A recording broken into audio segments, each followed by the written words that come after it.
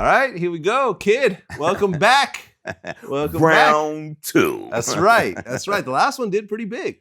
Did it? That you said we you said we caught a little bit of a wave. You know, telling a kids' bedtime stories. No, it was cool. I was I got some good feedback from it as well, and so nice we had to do it twice. Yeah, why not? I think like 3 million people watched. 3 million. It's not big. Something like that. Sound like that's 3 million votes. You know what I'm saying? It was cool. I like how you put it together. It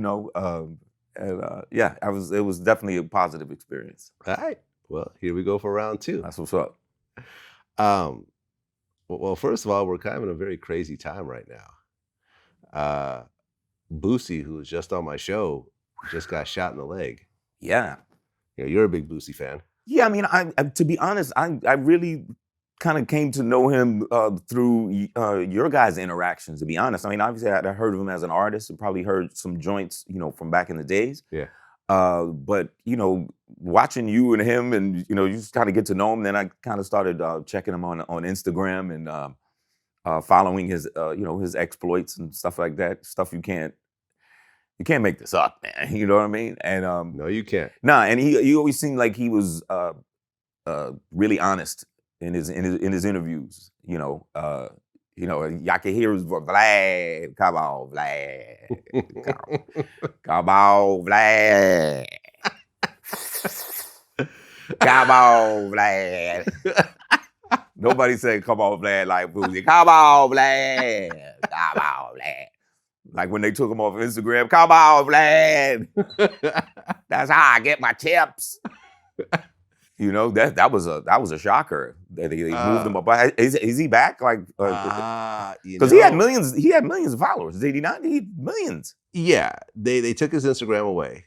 They never gave it back. I think his new Instagram was like New Boosie IG. Right. When they do that, do they ever give it back to you, or do they? It all depends. Yeah. The problem with Facebook as a company, and Facebook owns Instagram, mm-hmm. and we have a big Facebook business as well, as well as our Instagram presence, is that unlike companies like Google, whereas like I have a contact at YouTube, mm-hmm. right? I have a person I can email. I also have reps that I work with that have direct lines into YouTube. So if something goes wrong, mm-hmm. we could reach out, we could work it out. Not Facebook. Facebook really just doesn't communicate with its users or clients or whatever else. Right. At when they drop the hammer, when they drop it, it's gone. That's why he was like, "Come on, Mark Zuckerberg." He messed up his name. Yeah. Come on, Zuckerberg. He offered him like 100. I'll give you 100,000. Yeah, I mean that's a heavy hit, especially this year.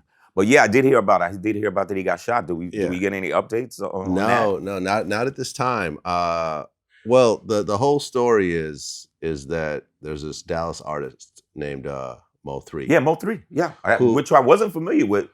I interviewed him. Yeah, I saw some of that. interviewed him a couple of years ago. He was one of the known artists out of Dallas. Mm-hmm. He was into some beef.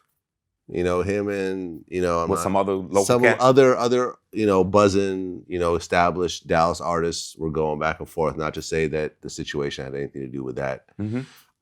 And apparently he was at a girl's house. Yeah. And these guys were waiting for him outside that house, and they chased him down and killed him like off the side of the freeway or something. I heard. I was reading like the TMZ reports, and yeah, he left a chick's house.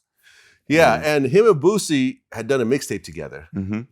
earlier this year, and I had heard he was Boosie's artist. I'm not sure if that part is true or not. But was he signed? Did I read he was signed to him some kind of way? I had heard something about that. I'm not sure if that's true. Mm-hmm.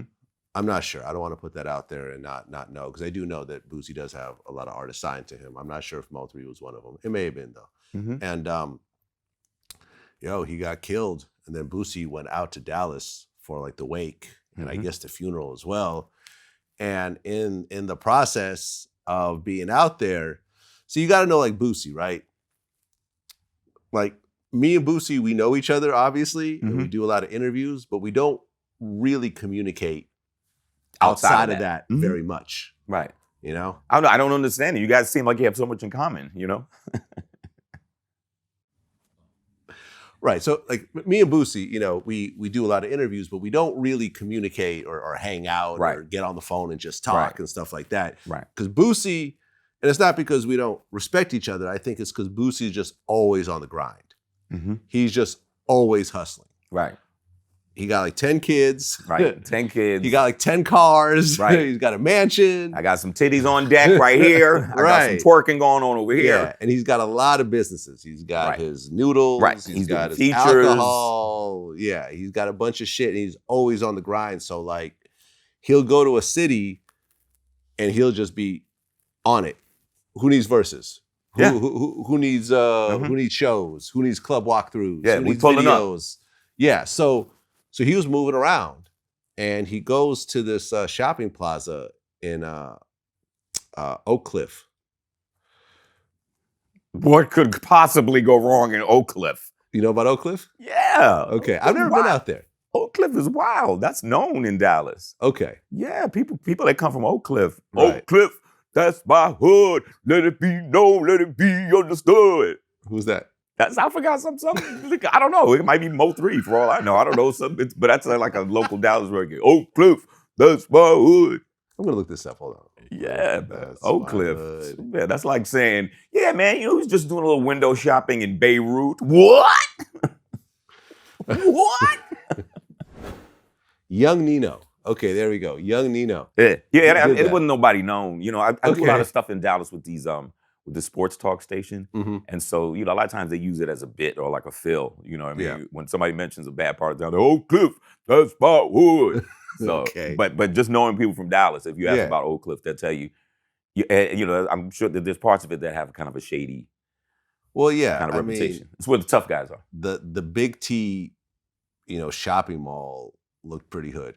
Yeah. It does not look like a place you just want to it wasn't the White Mall, right? It wasn't the Galleria. It wasn't the Galleria, right. There was no... right, it wasn't Century City. There was no Saks Fifth Avenue. No. At the Big T's. No, it said Sucks Fifth Avenue. Right, there was no P.F. Chang's. No, it was P.F. Chung's.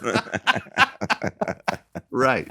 Well, and apparently Oak Cliff was sort of like the neighborhood that Mo 3 was somewhat beefing. Bad. Okay, right. I get it. So Boosie, you know, from what I'm kind of piecing together, he was out there in front there in his car pulled up and just opened fire. He got shot in the leg. You heard they sprayed the Sprinter.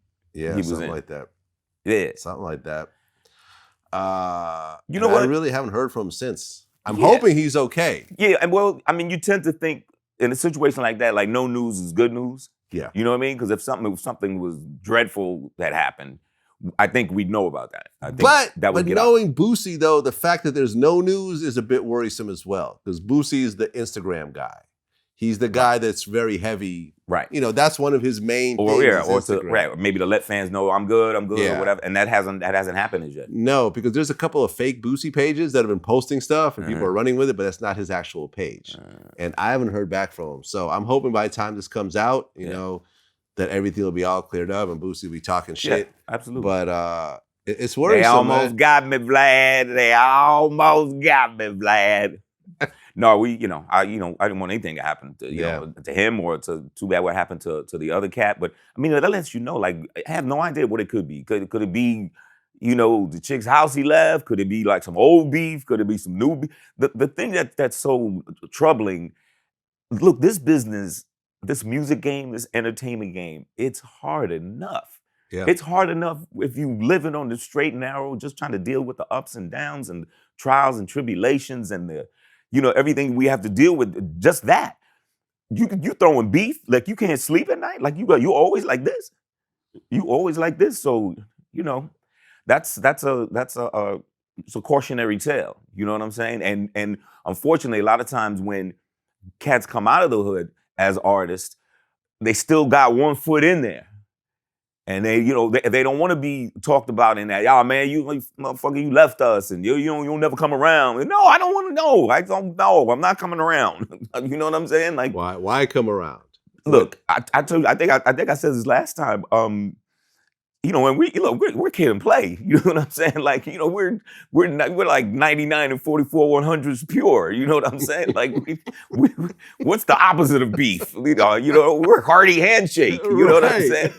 And I remember, you guys are beyond burgers. You know? Yeah, I remember after we had started blowing up and stuff, we doing everything, and we had a big advertising campaign with Sprite. We had TV commercials, it was print ads and billboards everywhere, and they put a billboard of us, a Sprite billboard of us in our own neighborhood, East Elmhurst, New York, Queens, New York. We was like, oh, damn, right in the neighborhood, the same streets we walk. And we were proud of it and all this and that, man. And like a few days, a week later, you come by a motherfucking spray paint. You fuck you motherfuckers. And we go, what? Fuck you and Sprite. I'm like, whoa. So there's gonna be automatic hate, you know, on that tip. But if you combine that with, you know, like really street beef, like that means you can't really enjoy what you've worked so hard for. And nowadays you're not even just worried about you worry about you and yours. You know, you got your kids out there, you got your lady out there, you got family members out there that can get touched. So you know, obviously, yeah, we hope Boosie and whoever else got hit, you know, makes a speedy recovery. But man, that's got to weigh on your mind, man. There's this really famous interview that I did with Boosie. It was kind of like that signature piece that kind of got us rocking. That got us rocking. And it was the Hypnotized with Hatred interview, where he talked about how he had to move out of Baton Rouge because he felt that everyone in that city started to become hypnotized with hatred about him. Where, you know, all the guys that were competing with him or may not have liked him, you know, their girls playing Boosie in the car, and then they turn on the radio and it's Boosie, and they see, you know, club flyers and Boosie's at the mall with all his jewelry, and it just started to become so bad. He felt that so many people just were getting jealous and started to hate him that he just moved out of Atlanta. And that's what it be based on. It be the guys who, you know, once dap you down when you had one song out, but when and they develop envy because they go home, they get out the car with their friend, with their other partner, and he listening to your music. They walk in the house, they girl listening to your music. They go downstairs, the kids doing a dance to your music. Now they are hypnotized with hatred. They are hypnotized with hatred. They didn't go downstairs. They niece ain't even spoke to him when they walk in the house. They just singing Boosie. They niece ain't didn't say, hey, uncle, or nothing. They just singing Boosie. They get back in the car and go to the store with they cousin in the car. They say, oh, that's a car like Boosie. That's a car like Boosie. Okay, they let son get in the car. Dad, I want some change like Boosie. All right, now you hypnotized with hatred. I'm tired of hearing about him. I'm tired of hearing about this guy. I know what I'm gonna do. And that's how it started, man. They get hypnotized. They get hypnotized, man. And when I interviewed Mo3, I brought up that interview, and he said, and we talked about it. He said, yo, that interview he felt kind of changed his life and made him rethink everything. But he also said that he's not moving out of Dallas at the time. And you know, he what he said sort of was kind of chilling, because I went back and, you know, I listened to it again, and we'll play that little part now where he said, well, he said, I use security sometimes, but in general, I don't use security. It's not like anyone's gonna try to chase me down or nothing. I think it was on Say Cheese that you talked about our VladTV interview, you know, how most rappers getting killed in their own city. You know, the Boosie interview. You said that really affected you. Nah. I mean, being the hottest rapper in Dallas, you know, comes a lot of love, but also comes a lot of hate, especially when you're the only one, you know, at the time. Yeah. So what started coming in terms of the hate part? Like, what you mean? Well, just being in your neighborhood and being Mo3, the famous rapper, instead of just being Mo3, the neighborhood star. It started with the hate. The hates in the neighborhood started with old gang members that I used to get into when I was right here at this level. Even when that beef was dead, once I got here, they just restarted it all over again. You know what I'm saying? This was a perfect time for them to be on. this is a perfect time for them to be heard and, you know, shit. And it was like easy. It was right up their alley. Like, shit, we done already beat for Mo3 before when he was just that Mo3. It ain't gonna be hard. You get what I'm saying? Like, you know, so that's where the hate started with that. Like, yeah. And you know, shit, everybody ain't a fan of you. So them became haters. The people who don't like you, they became haters. So it's like, shit, it circulated. But different situations, it get realer and realer. It get worse and worse. Like, so, you know. Which is exactly what happened. Exactly. Literally, someone chased him down. That's exactly what happened. I mean, that read, the reports read like some hitman shit. Yeah. You know what I'm saying? Like he said, they said he noticed they was following him. He stopped at a gas station. They still following him. He jumped on the freeway. He dipping and diving. He must know what's up or knows who it is. He dipping and diving. He know they ain't playing, and crashes, and then starts running. And then start running, which means, which sounds hard. It sounds like a freaking movie. And it leads me to believe that maybe he didn't have nothing on him. Well, there's that. And then, you talk about people's street code where, me personally, if a car was chasing me, I would call 911. Right? And I'd say, hey, I'm so-and-so. Here's where I am. I'm being chased by a car. It looks like they're trying to do me harm. Please send someone. Yeah. Right? That's what I would do. Yeah. That's a smart thing to do. You can call me a pussy all you want, motherfucker. All you want. Stop it. But you got to think an artist like Mo3, who's a street artist, is probably thinking, well, if I call the police and they see that it gets out that I called the police, and let's say the 911 call comes out, as it does a lot, and they hear my scared voice on this 911 call, my career might be over.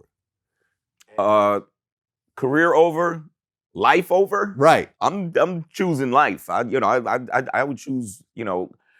Look, we can work all that other stuff out later. You and I mean, are older, right? Yeah. I'm in my 40s. You're in your 50s. Like a 20-something-year-old who's trying to get his career popped off, and he's got a following, but he hasn't popped off yet, is thinking it on things a little bit differently. He's thinking, yo, if my career ends, my life is over. It's the same thing. Yeah. Yeah, and look, reputation is big. Yeah. In these certain circles, like I said, that'd be too much on my head. You know what I'm saying? Like I got enough problems. I don't want no beef to that extent. It's not, you know what I mean? Like you can argue and have disagreements with people, but I mean, and look, the business we've chosen, sometimes, you get into arguments and discrepancies and people lie and steal and cheat. Mm-hmm. But I'm not gonna kill anybody behind that. And I would never do anything to somebody that would make them want to do that to me. So, and as time goes on, like you said, as you get older, you start to make better choices. So you're not messing around with somebody's girl, or you're not doing somebody just dead up dirty on a deal, or fucking them over by not giving them information that they need. And coming up and for example, dealing with artists that I've dealt with over the years, I've always tried my best to be as straightforward and transparent as possible. Because, in my time, I've done well, but there's been opportunities and situations where I got beat. And people that I trusted flipped and turned on me and stole from me. Mm-hmm. And it's like a weird vibe. I mean, when things like that happen, what happened to me and people that I know, it's weird. I feel terrible. When somebody does that to me, I feel terrible because I know how good I am, inside. I'm far from a perfect person, but I know, I'm like, dude, you stole from me? You stole from me. I put you on, you know what I mean? Or, we did things together. We accomplished things together. I trusted you with this, that, and the third, and you stole from me? Are these known people that stole from you? Accountants, business manager, people like that. You know what I'm saying? There might have been a couple of funky dealings with people that people might know, but I let shit like that go. I say, you know what? I'll go get another bag. Right. Go have that. Go enjoy it. You know what I'm saying? So, that's the thing about it. But dude, I can't imagine having to walk around all day with the jammy, and I'm looking everywhere. all over. It's like a we walking like a goddamn squirrel. Like you can't. How can you enjoy that fine car you got? How can you enjoy all the trappings and the wealth that you've accrued? Well, a lot of it also is that you only have beef in certain areas. Like, for example, and we talked about this in the Mo3 interview, but the interview that really got people talking about this was, when FBG Duck got killed in Chicago. All these people started tagging me with this interview that I did with him a few years before, where we were talking about him being in Chicago. He had already been shot twice. And I said, why don't you move? And he started giving me all the reasons why he's not going to move. Well, no, I don't like new people. Well, no, I know where I made my mistakes last time. I'm not going to do this again. This, that, and the third. Why stay in Chicago when these types of shootings are happening? See, what it is with me, like, I got more in Chicago probably than they got more in Chicago. Like, it's shit that I got to make sure I take care of here first before I do anything. Like, you feel me? Like, and plus, I ain't the type of motherfucker that want to go move to another city because I don't trust nobody. You feel me? I don't trust new people. I don't want to hang around new people. I don't want no new friends because I don't trust nobody. Yeah, motherfucker could turn fake on you anywhere. You can die anywhere. You can get shot anywhere. You feel me? But it's just like in Chicago, I know better. You feel me? Like, I know what to do and what don't to do and what not to do. You feel me? And it's like, now how I move around, shit, I'm safe. You feel me? I ain't gonna say too much, but you know what I'm saying? I'm groovy. And, he ends up getting killed at the, Fifth Avenue Rodeo Drive version of Chicago, in front of... like Michigan Avenue? No. You're like, it's like a fancy schmancy part of town kind of deal? So it was in the Gold Coast. The Gold Coast. Okay, I heard You know what that is? Mm-hmm. That's where all, the Louis Vuitton and the Gucci store and everything else like that. Broad daylight, him and a girl. Some guy had walked up to him, asked for a selfie, a fan or whatever else. A couple of cars pulled up and just opened fire right there in broad daylight. Wow. He did a John Lennon on him. You know what I mean? You roll up on him, ask for an autograph or a picture. Well, no. The guy that asked for the autograph was just a fan who got hit as well.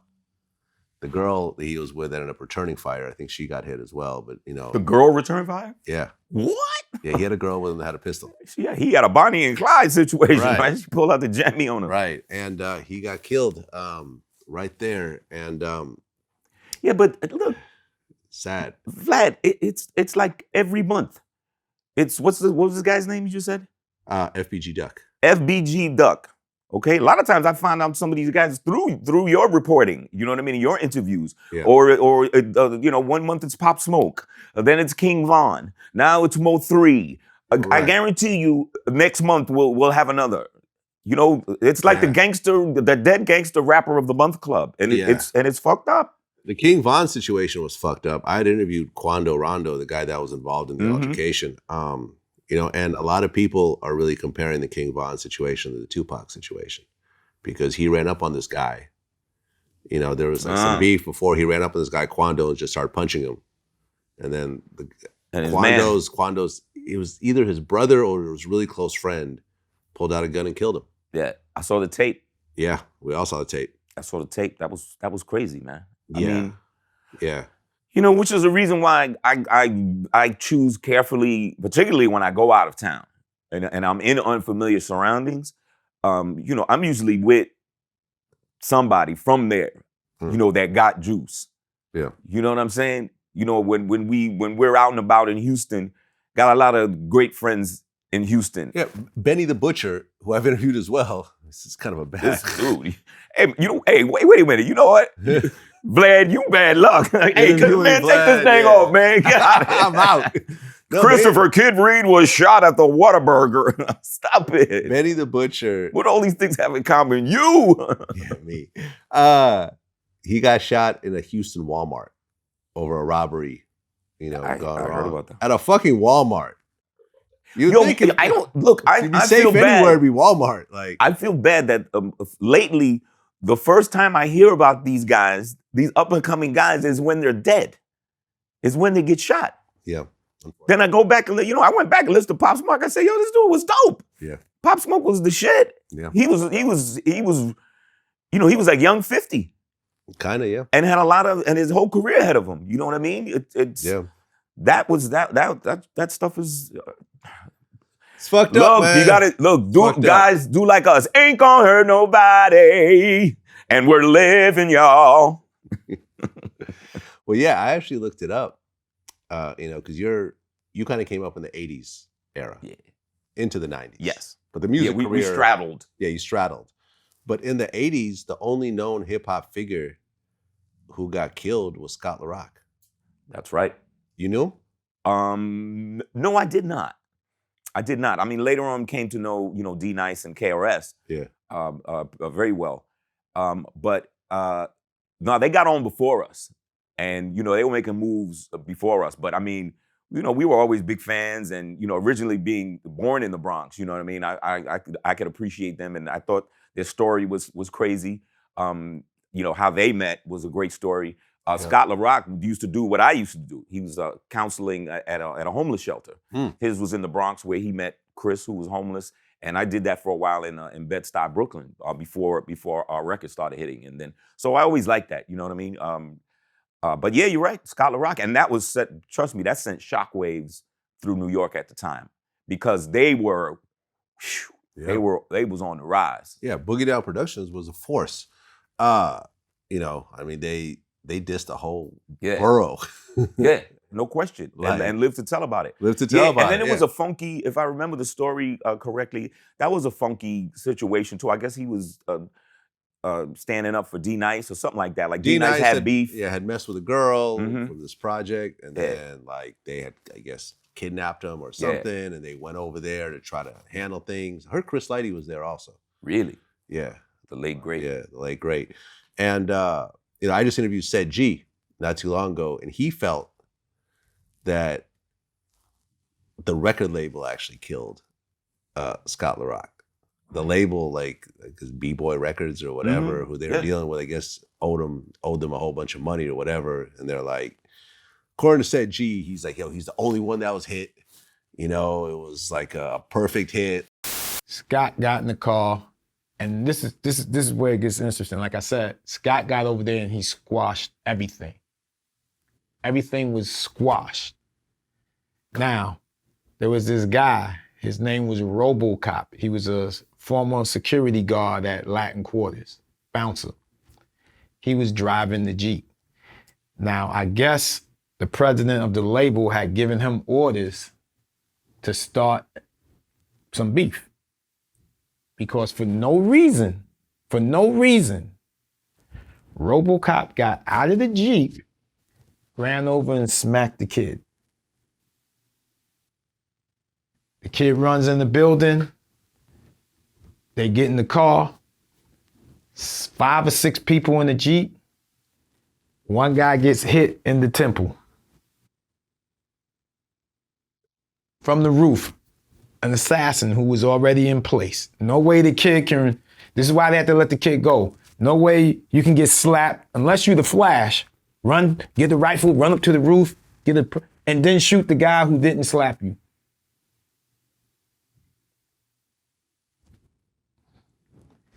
Shooter was in place, Vlad. This is simple detective work. Okay, and you feel that B-Boy Records is behind the whole thing? Yeah. B-Boy Records was dirty. This guy was doing bootleg liquor. He had illegal porno things set up. This guy was crooked as they can get. He felt like it was a record label. I don't know if it's true or not. Who's to know? Who's to say? But that's what I'm saying. The entire 80s, only one person gets killed. Right. In 2020, it's like 10 people have gotten killed. Yeah. In just 1 year over a whole decade. Granted, hip hop was a lot smaller back then. I got it. Yeah. But those guys weren't any less street back then. No. Let me tell you. We're not. All those dudes, Eric B. and Rakim, BDP, they all had one foot in the street like that. It's wild. I mean, you could have not a game, but you could have like a pool. Like who's next? Who's going to be next? Yeah. And where are they going to be from? Yeah, I mean, Jam Master Jay got killed, but later on, you knew him? Oh, absolutely. Yeah. Absolutely. Queen's finest.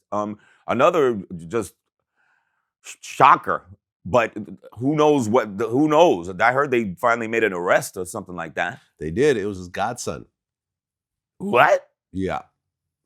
Their bodyguard, the big, huge bodyguard dude, had a son, and Jam Master Jay became his godfather. Okay. And there's actually pictures of his son, of the guy who's accused of killing Jay, next to Jay's mural, like, yo, I miss you, and blah, blah, all that type of shit. Oh, yeah, playing it off. And he's charged by the feds. So, when the feds come in, they usually got their shit lined up pretty fucking well, with 95% conviction rate, whatever else. So, yeah, his own godson. I think it was over some money owed, over Yeah, I mean, there was all kind of rumors flying around at the time. The you know what I mean? It was the story that some dope shit. Yeah, the story that was putting out was that Jay's money had dried up a bit. And he was basically dabbling in some drug shit, and that didn't work out. And people were upset and mad at him over that. And then this is what happened. Fucking sad. I don't know. Unfortunately, at some point in the not too distant future, another young rapper is gonna get shot and killed. You can bank on it, unfortunately. You know who it won't be? Me. Yeah.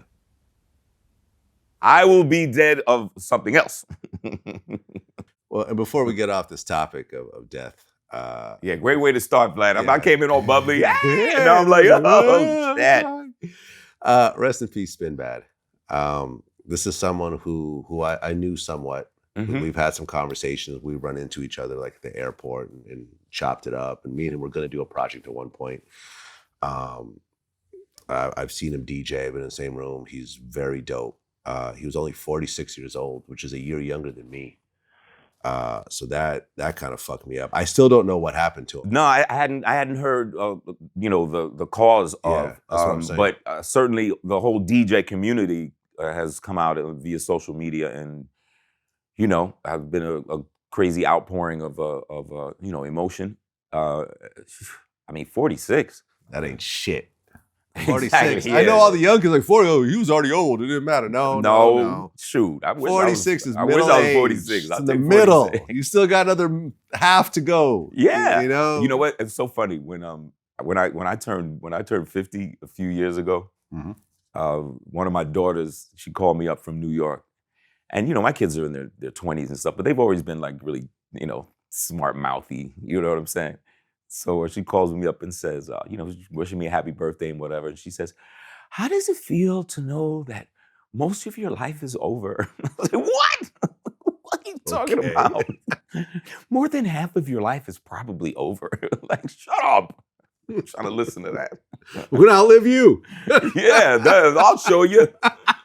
I'll be so old, I'll still be alive. Now wipe my ass, daughter. Yeah, man. Well, life is precious. Yeah, I mean, you know what? Yeah, and particularly to button the death sequence of our interview. To me, it's just really, really sad when young people get taken away from us. When they're 18 and 19 and 20, in their 20s and stuff, or they're just about to start their career. They're on the rise. Things are looking good. They made it out the street, but maybe, like I said, you just got one foot still in there. You got one toe in there. You know what I mean? You're almost like what's that movie with freaking Al Pacino in it? And he's trying to get out there. He's trying to get out the dope game. Carlito's Way. Carlito's Way, man. And he said he's like he had it all figured out. He's gonna make his money. I'm gonna get out. I got my girl. She's gonna have my baby. I'm running for the train. And you're rooting for him. You're like, yeah, motherfucker. He's gonna make it. Carlito's gonna make it. He's gonna get the boat and the thing and the big, and here comes fucking John Leguizamo. Benny Blanco from the Bronx. Fucking Benny Blanco from the Bronx. And as soon as you knew him, you were like, oh shit, it's a wrap. And then his Mansky flipped on him. The Luis, whatever his name is. Yeah. Luis Guzman. Luis Guzman, you know what I'm saying? I think I saw an interview with him one day, and he's like, yo, man, People be giving me shit all the time, and like they think I really set them up. Like, motherfucker, how could you do that to Carlito, you motherfucker? Right, but he got shot himself, remember? He was like, hey, Yeah, Benny, he did. Yo, Benny, you ready to go? No, you stay here. But trust me, then I cheered. I was like, that's what you get, motherfucker. You don't deserve to live. What you thought that Benny Blanco from the Bronx was gonna do? Leave you alive? Get out of here. So that's what I kind of liken it to, and I think, like I said, even groups like us that weren't steeped in beef, you work so hard to get up out and get your family out and do nice things for the people that you love and supported you, and a lot of times these cats are the breadwinners of their family. Mm-hmm. What do you do? What do you do? What do their families do? What do their kids do? I saw King Von had like 3-4 kids or something like that. What are you supposed to do? Three kids that I know of. Yeah, man. Listen, terrible. It gets to a point where you just got to get out the way. Look at Dr. Dre. He just stays out the way. Yeah. People go to his house. For what? Yeah, exactly. The last time he was in Compton, the whole Suge situation happened. Right? Remember that? When he was filming some promo stuff for the movie, Suge shows up. Yeah. Suge ends up killing. Suge got his people out there to say, yo, man, motherfuckers over here, man. And Suge ends up killing somebody in the process and running another guy over and all that shit. But Dre wasn't anywhere there. I remember someone told me that, like someone who knows Dre said, Dre said, if they can't see you, they can't touch you. Yeah. And, listen, man, I understand that some people don't like me. I understand that, we have a controversial platform. I live in a gated community. Mm-hmm. Right now with COVID, I'm not really going out, period. But even when there wasn't COVID, I would very rarely go out to events. And when I do, I would have armed security with me. Mm-hmm. I hang out in areas where it's not a hot zone. Mm-hmm. It's not a bunch of people that will instantly recognize me and it'll instantly turn into something. You know what I mean? Yeah, sure. I just get out the way and I stay out the way and I just do my work. And I'm not in the mix because I don't have anything to prove. The mix, especially these days, the mix is crazy. Like I said, look, everybody's movements are going to be very calculated right now because of the situation that we're living in. But like I said, when I travel out of town, you got to go. You try to be as safe as you possibly can. Go with people that know the terrain, know the turf, got juice. If we're in Houston, then we're good because you know what I'm saying. Because they know we know Jay. You know what I mean. So we're good. Places like that. You know what I mean. If we're in Atlanta, I know. If we're in Houston, we're good. If we're in Dallas, we're good. And you can't just go any old place. Mm-hmm. Anymore. You just can't. So and especially out here in LA, when we do go places, we go to exclusive, we go to, not that they are better than anybody else, but those are the places that we have access to, that we feel comfortable at, that have other people like us, so it's just trying to make moves and ultimately to feel safe in your own skin so that you can enjoy what we've all worked so hard to do. Well, here's another weird kind of situation.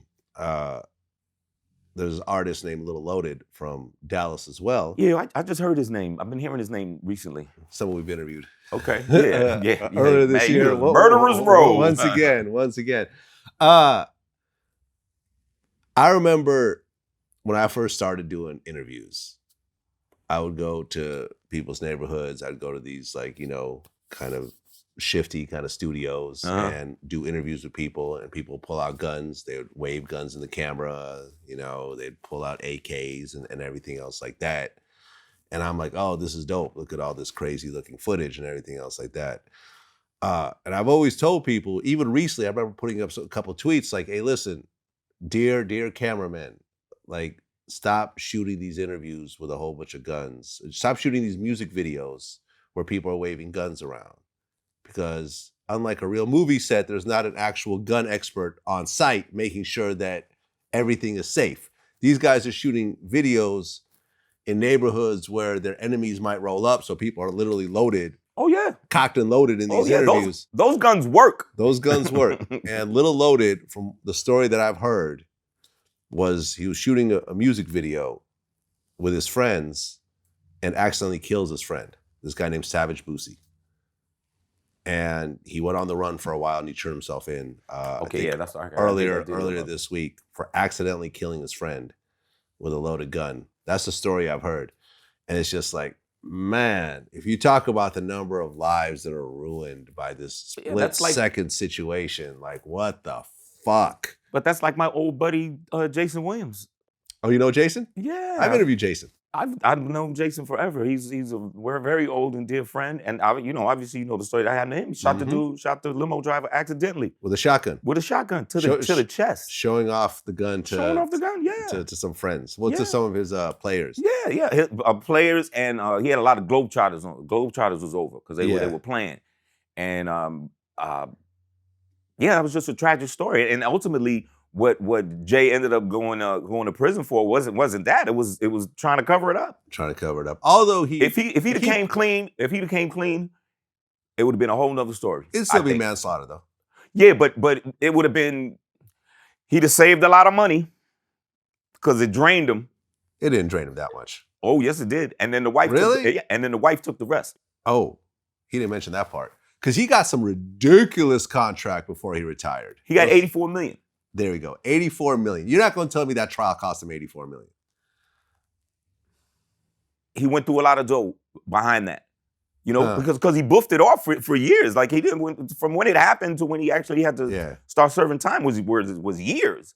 You know what I'm saying? But look, I mean, it was just like you said, getting back to just being an accident. I mean, Jay has a heart of gold. He wouldn't hurt anybody. But you playing around. And something tragic happened. Yeah, and I remember before he had to go serve, I went out to visit him. At his home, and he's showing me around this incredible estate, the Who Knew estates or whatever. His dad built it, and he took me all around. The place is beautiful, and the pool and the basketball court. And finally, he got me up to his room, the master bedroom. And where it went down. And we're both kind of standing there, quiet. You didn't move after that? Not right away. This was in the interim. So we're both standing there in the bedroom real quiet. And, I just looked at him. I said, is this where it went down? Is this where it happened? And he looked at me and he said, yeah. His whole life got flipped, and it was a tragedy. You know what I'm saying? He was ascending in his post-basketball career. He was Charles Barkley before Charles Barkley. Go back and watch Jayson Williams on NBC doing the studio show for NBA basketball. Hysterical, funny. Free speaking. Just like Charles tell you who we like, who we don't like, who's a good player, who's garbage, who's trash, and had a hearty laugh. Great looking, looked great in a suit. Jayson was always usually the best looking dude in the room. Charming, funny. He was going places. But having spoke to him, not that long ago, he's on a whole different tip now. He's about helping people with substance abuse issues and alcoholism issues, and helping them get their lives back together and getting them on the right path. And he loves it. He feels great. He looks great. With this mess going on right now, I'd love to get an opportunity to go down there and kick it with him because we used to spend a lot of time together back in the days back in New York. Yeah, no, he was crying during our interview. I went to prison for 27 months for obstruction of justice was the main charge, and that's where I'm at. Well, when the gun went off and he got hit, what was the first thing that started going through your mind? Because obviously it was an accident. What the hell just happened? Yeah. It was bam, and what the hell just happened? And then I just panicked, and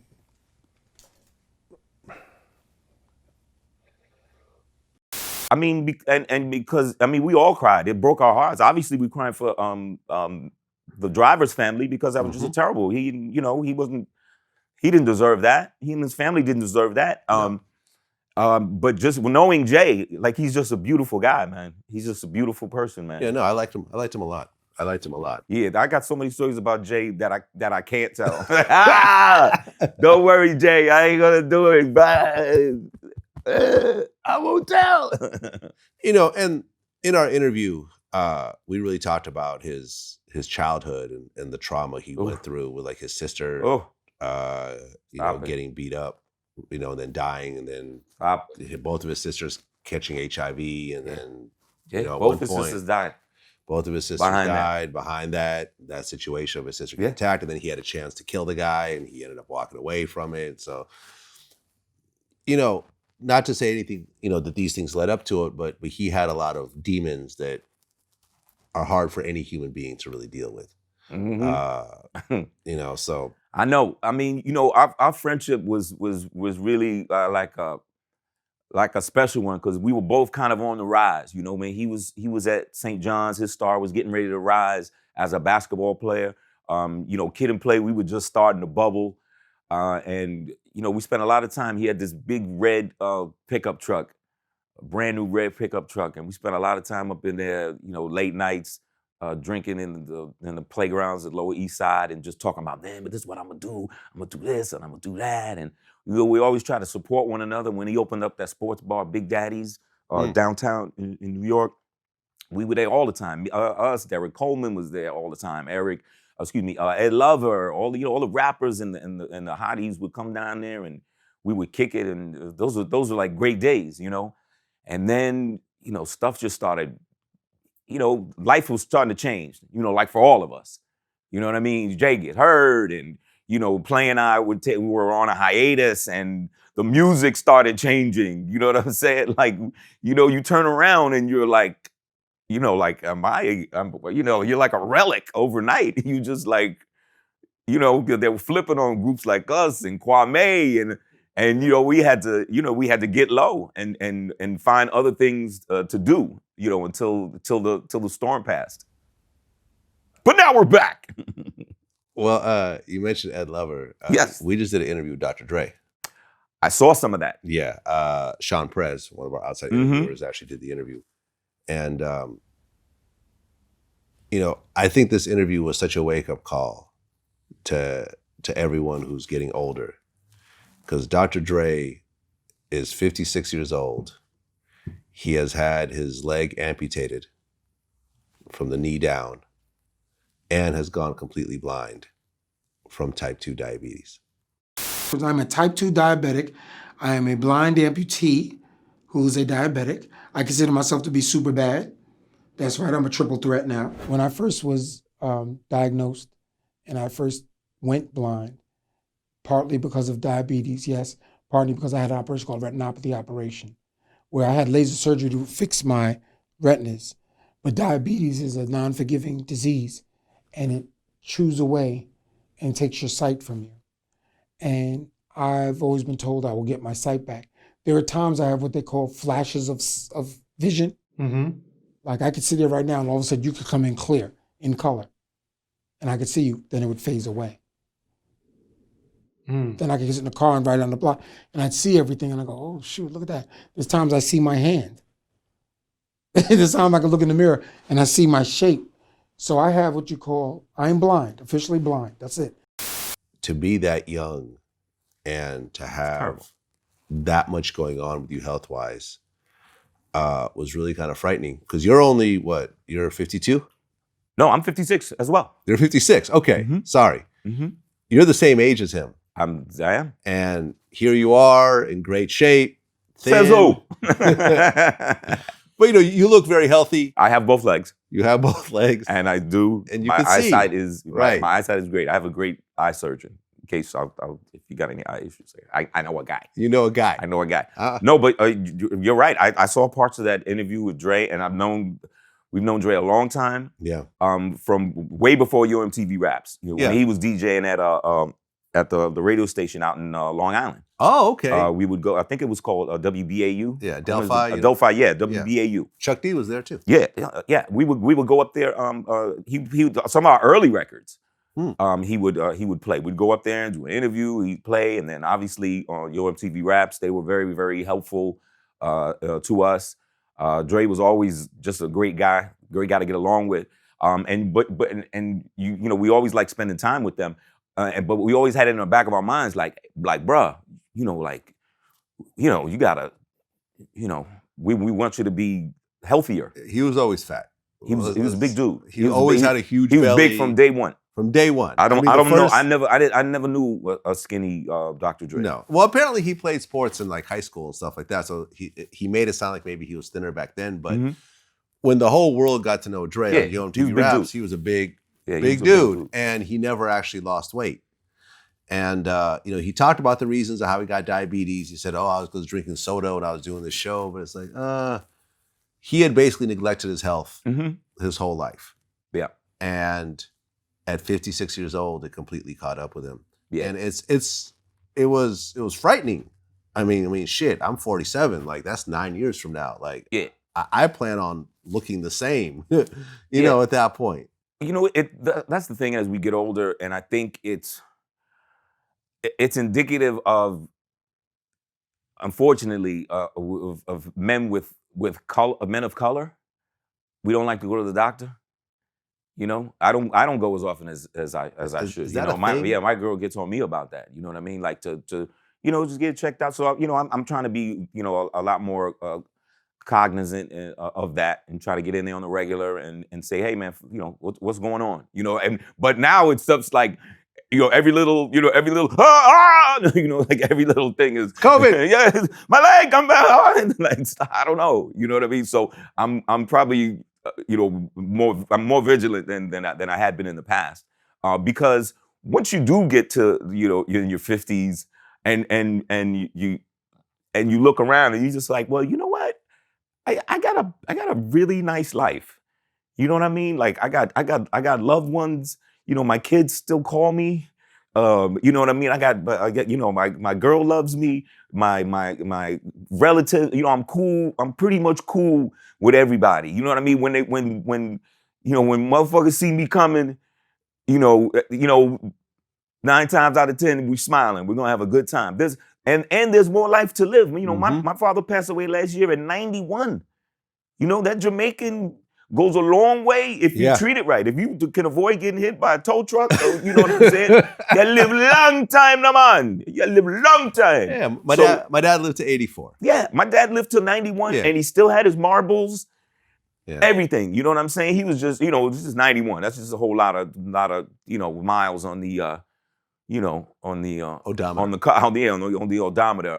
But if I could get anywhere close to that, and still, you know, not be like a burden, you know, that's cool, man. I gotta run up and down the street. Just plop me in front of the TV. I'll sit around and watch TV all day, just like my dad did. My dad would sit and watch TV all day, and at around 3:30 in the afternoon, he'll look up and say, 30 minutes to Judge Judy. And I'm like, what? And then like 15 minutes later, he's like, 15 minutes to Judge Judy. I'm like, what are you, Jamaican Running Man? I mean, what is wrong with you? Yeah. What was that Dustin Hoffman movie? What was it? Where he's Rain Man. Rain Man. Yeah, he's like my dad was like a Jamaican Rain Man. He's like 5 minutes to Judge Judy. What? All right, I know what's coming on. Stop it.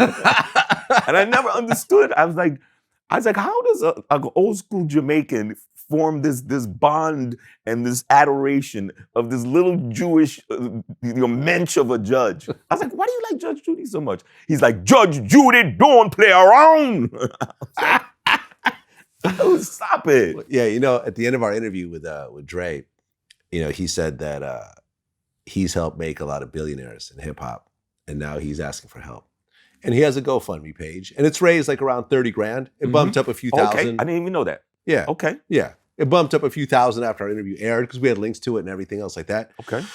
But, you know, I don't, Dre doesn't seem broke, but, you know, he's got to move into a different house, more care. Sure. I mean, that's got to be, that stuff don't pay for itself. Yeah. And he hasn't really had a big income in a while. It's not like he's been doing shows this whole, you know, he doesn't have like a big gig all the years. I actually used to do a radio show with him. I used to be the DJ on the syndicated show that he had.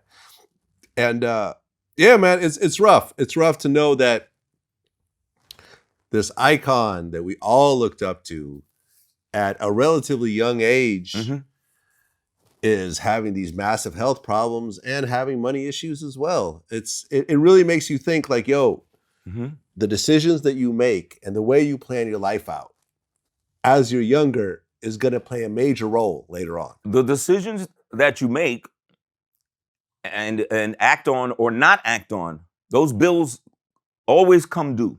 Yeah. I hope Dre pulls through. I do. I mean, you know, Dr. Dre, I mean, he was the first Dr. Dre that we knew. Yeah. He was the Dr. Dre before Dr. Dre.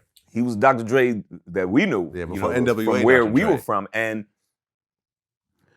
I just know from our perspective, from Kid and Play, I mean, he helped us out quite a bit. And like I said, as a DJ in Long Island on the radio station, way before Yo MTV Raps. And, you know, I'm sure he could say that for dozens and dozens, if not hundreds of artists over the years that he's done, you know, especially when you're starting out, man, and that's back when you really needed DJs of stature to kind of help break you. You know, that was a big deal, even though it was a college radio station, but it was well listened to. You know, his particular show.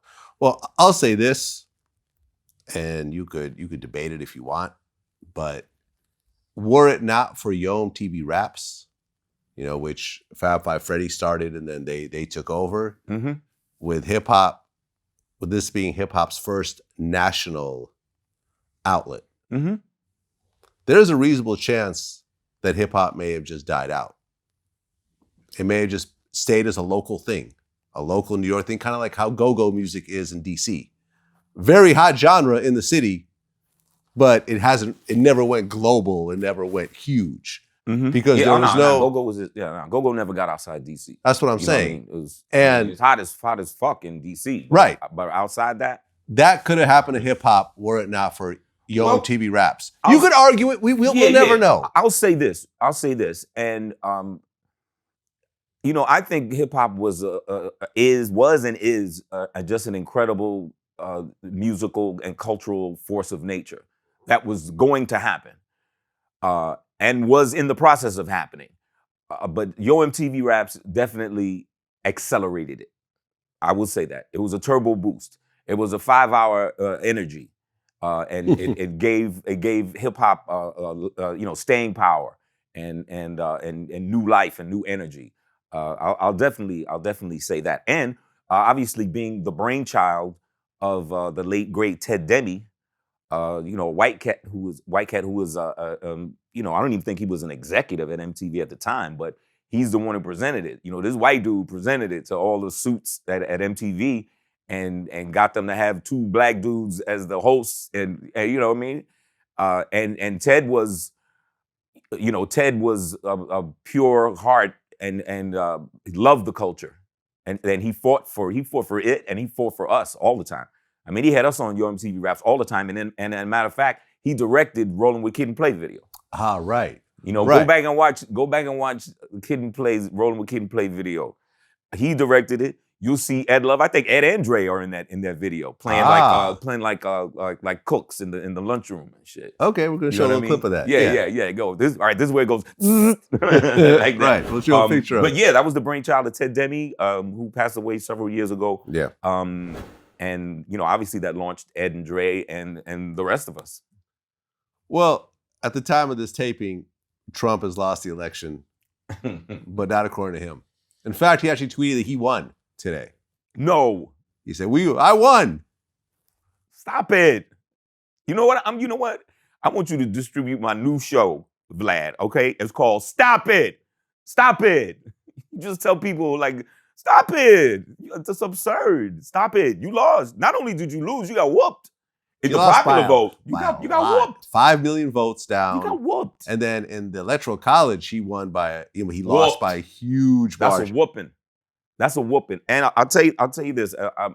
Just this whole process has been so exhausting, man. You know what I'm saying? Like, everybody was tense and on edge. You know, my girl, every night, she's like, he's going to win again. I'm like, no, stop saying that. Nah. We're going to have to move to Canada. Remember the first night, the first night, it looked like he was going to win.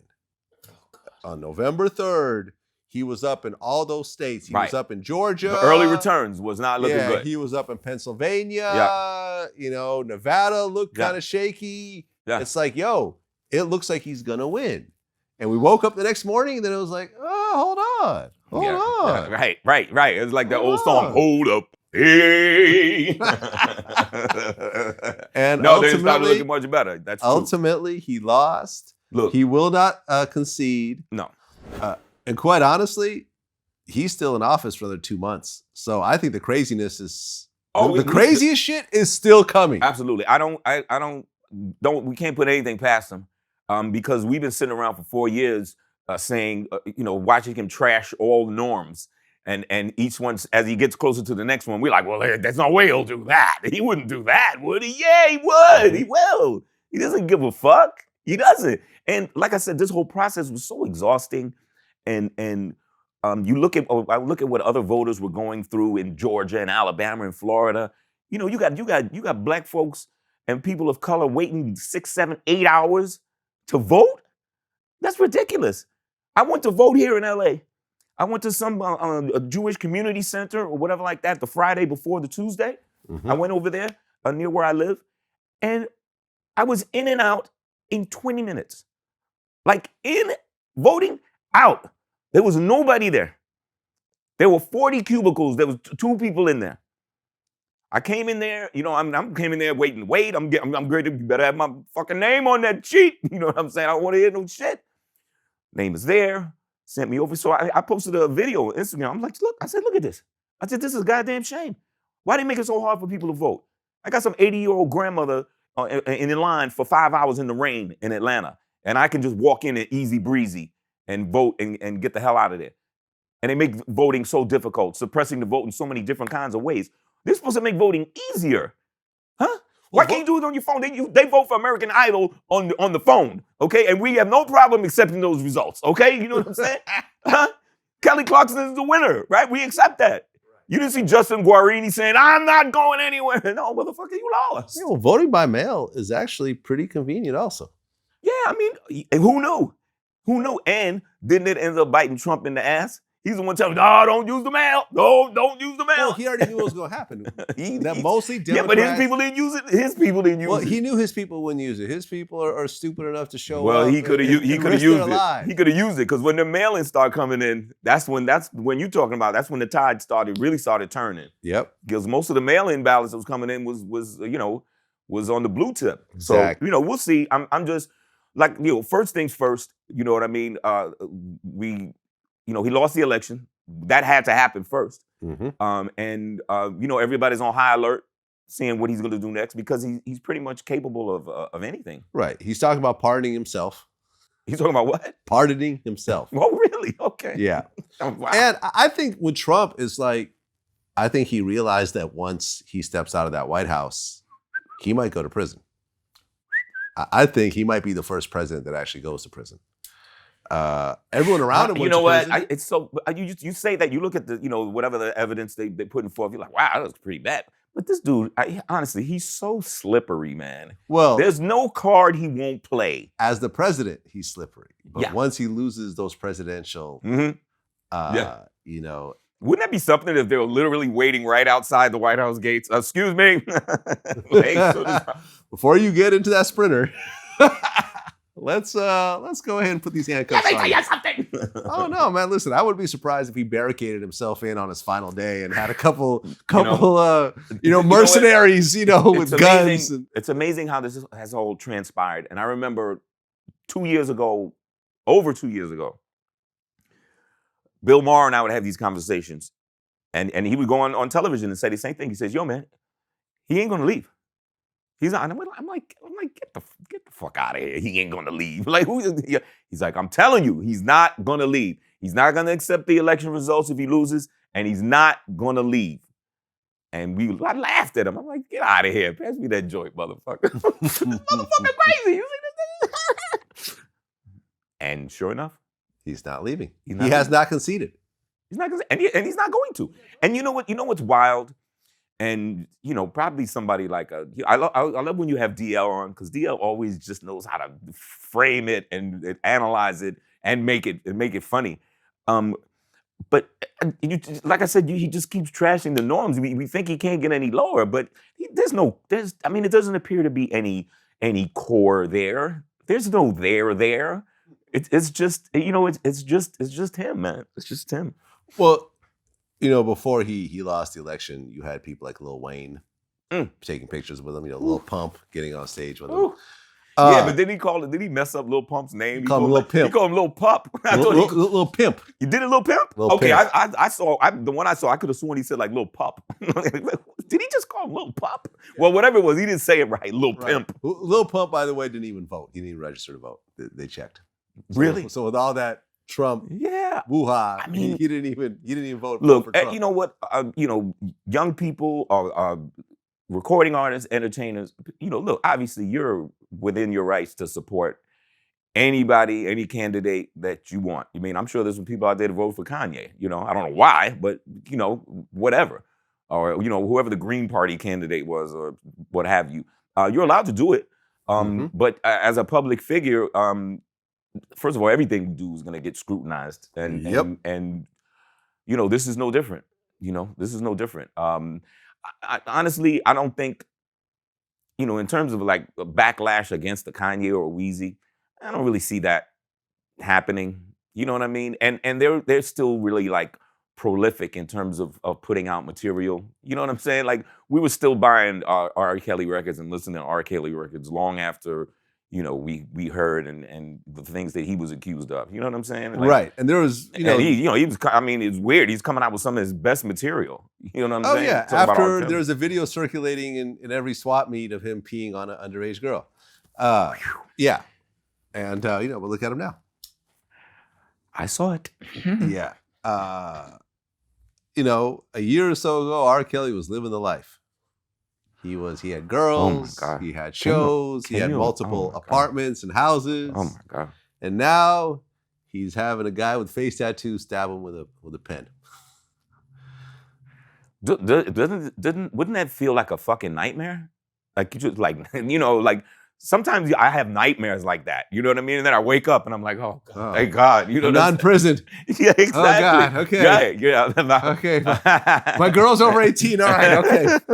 I checked her ID yesterday. Okay. We're good. I'm just, you know what I'm saying? I'm just like, holy swat. That's the same thing for a guy like Cosby. You're talking about, one of the great entertainers of his generation. And to see how far he fell, that's wild. That's got to be a bug out. Have you ever been around Cosby? Have I ever been around Cosby? Couple times, and I will say this. I think one time we were at we were giving out an ESPY award back in the days when the ESPY awards first started. Right. And we're backstage. All the athletes, a bunch of entertainers are there. And I'll always say this. This was around about the time when Cosby was really leaning into the young comics about their cussing and the blue material and all this and that. That's when he started getting on that vibe, like really dissing black folks and their parental skills and, pull up your pants and all that type stuff. And so around that time, and I remember seeing him in one of the green rooms and whatnot. And, I just didn't catch a friendly vibe. You know what I'm saying? So I didn't dare approach. Other people's there. I'm a big sports fan, so the athletes, we're fans of each other and blah, blah, blah. And there was a lot of love in the room.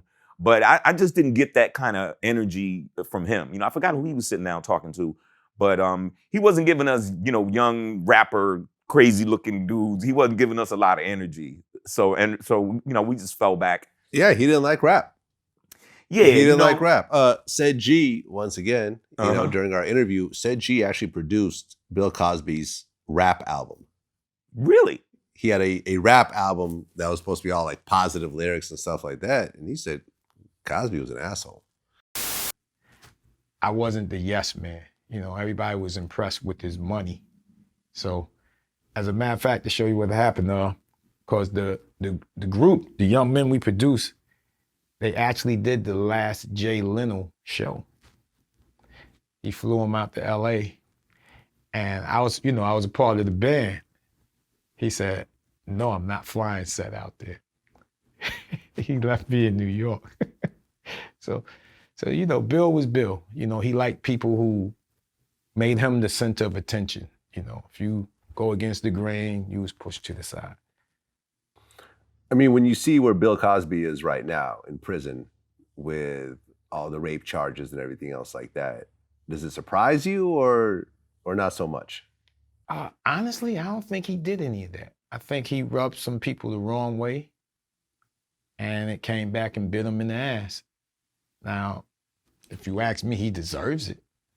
I'm not gonna take that away, because like, to me, he's a total asshole. And, you know, he even went on to say he got what he deserved. He was just a real dickhead, you know, working with the guy. Yeah, you heard a lot of negative stories. I mean, no shit, he went at Eddie Murphy hard. Yeah. You know, I remember Eddie Murphy. He lost that one though. Eddie got him on that. Eddie got him on that. You know, he would even talk about how, I remember Eddie, I think on the Seinfeld show, you know, the comedians in cars. Oh yeah. Getting coffee. He was saying how Eddie showed up at one of his stand-ups, and afterwards he was like, you know, I don't like how you're not supposed to talk about how much money you got. You know, that's not what comedians do. You should come see my show. I'll show you how it's really done. And Eddie was like, damn, like this guy is like berating me. Yeah. Well, and this is the thing that about that situation that I didn't like, and a lot of it could tie in with Cosby and the way that he treated the young comics.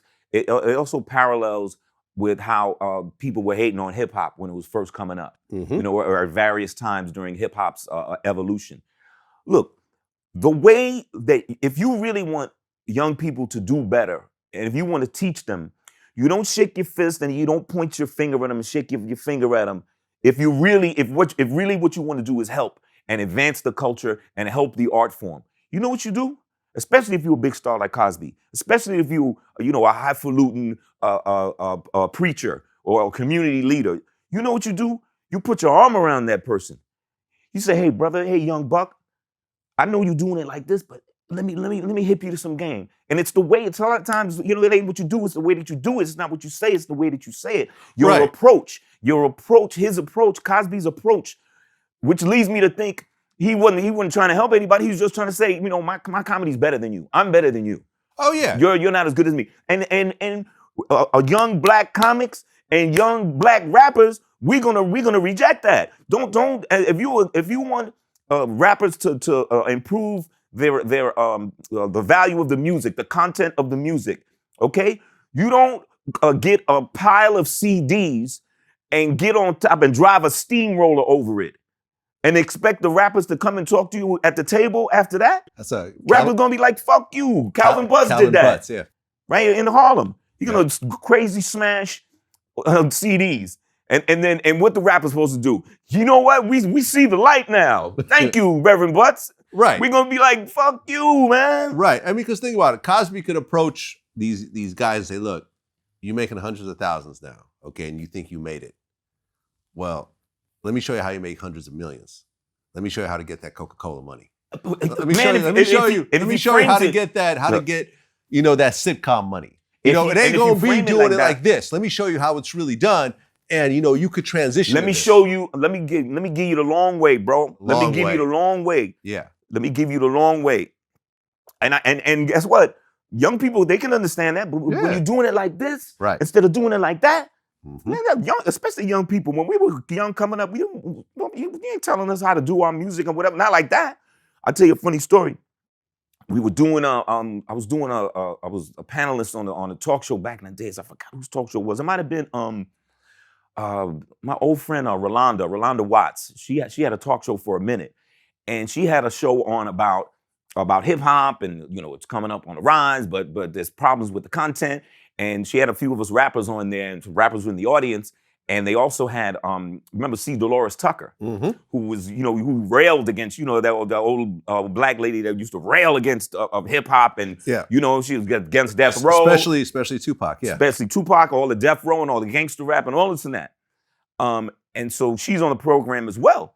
And so we're there, and I think we were waiting to go on. We're backstage or something like that, and C. Dolores Tucker comes rolling up, and the rappers are there. We're all there, and she's looking around like this, and she goes, "Kid play. And it comes all over to me. I'm like, no, don't come over to me. No. My rapper buddies, all my tough rapper friends are here. They got guys from the Wu-Tang is here, and they looking at me like, motherfucker, I don't know this woman. It's like, you know what I'm saying?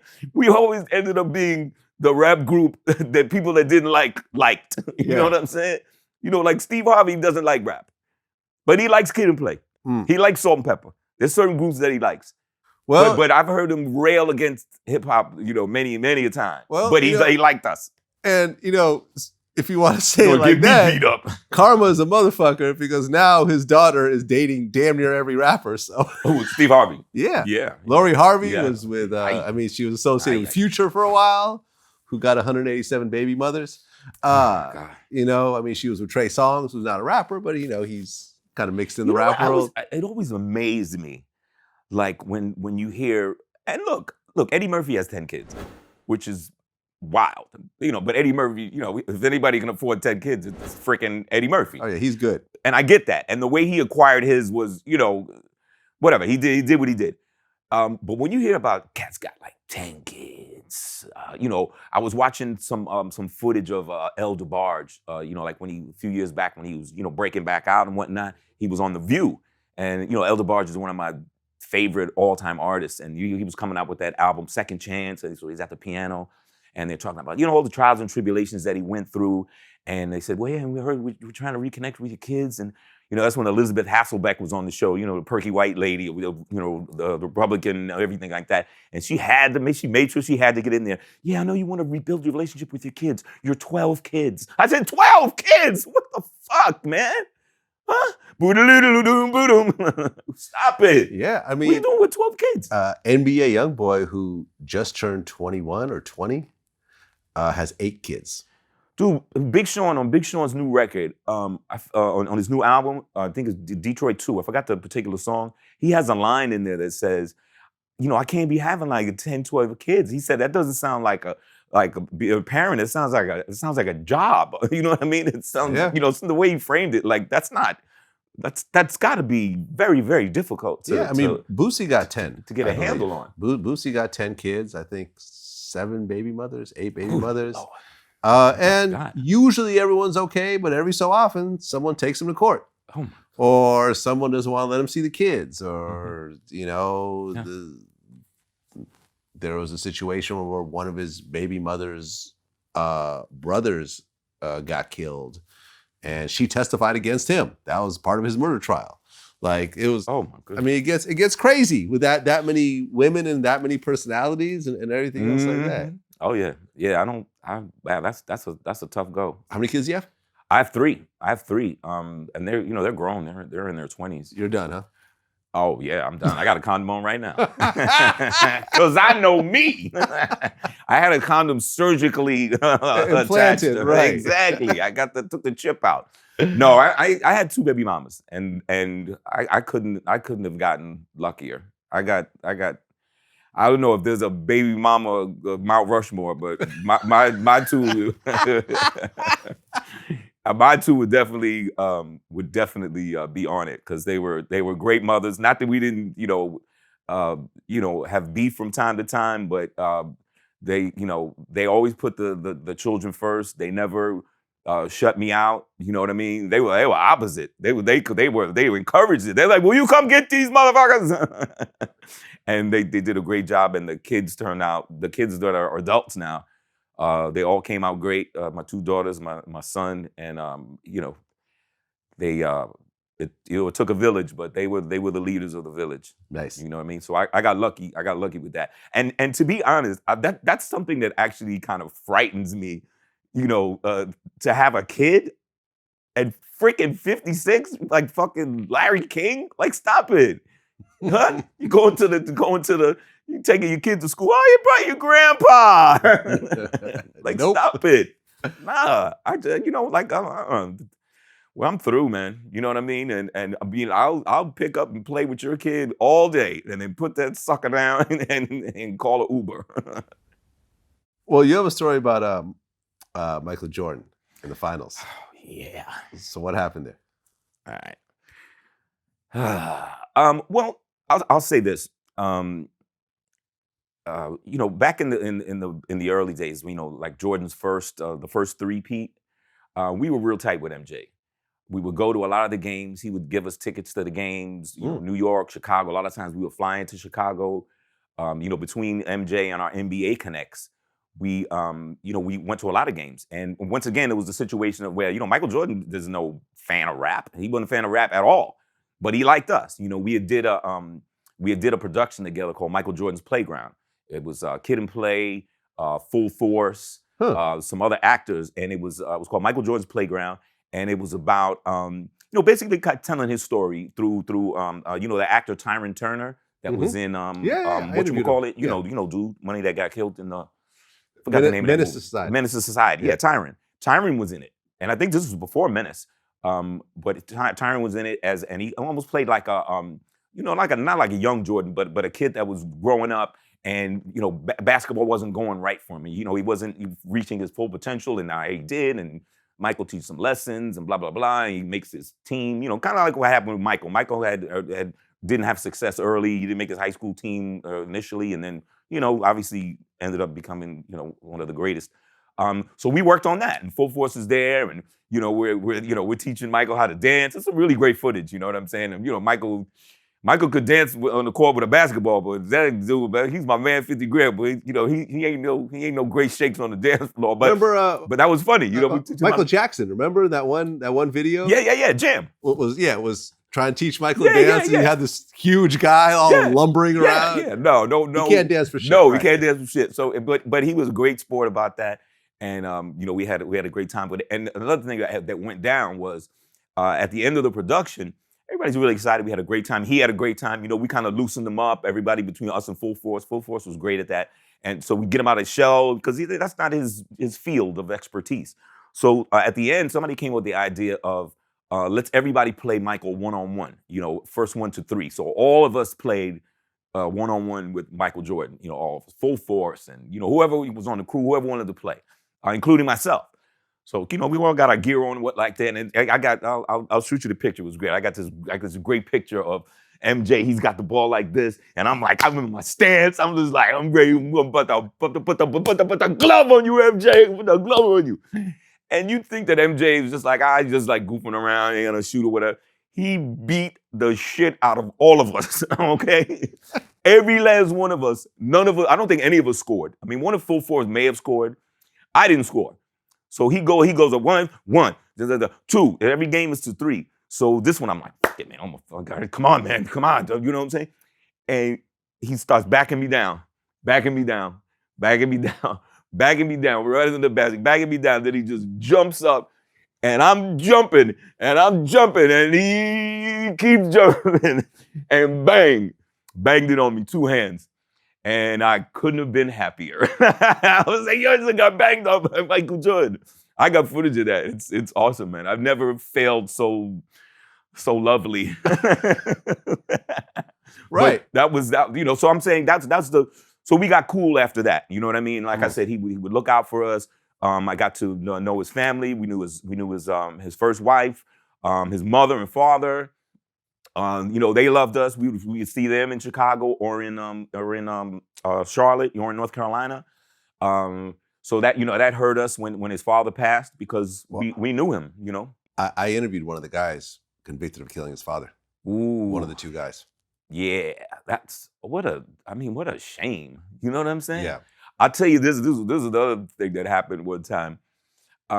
We went to visit Michael at his house. We went over there, and he actually had some Nike executives over there at the time because they were planning whatever next Jordan was coming out. They had like the prototype, and they were, you know, showing, hey, what do you think of this? What do you know, type shit, get his approval. And so we're hanging out, we were cool. And then we're getting ready to leave. So we're leaving, and we got to go through the laundry room to get in the car and bounce. And, you know, playing out, working out, and I'm looking, and on top of one of the washing machines is one of MJ's jersey. I'll never forget, it was white, red, you know what I mean? White with the red letters, 23, and it's just sitting there. And I'm looking, and like time stood still. You know, I was like, I really, really want to steal that.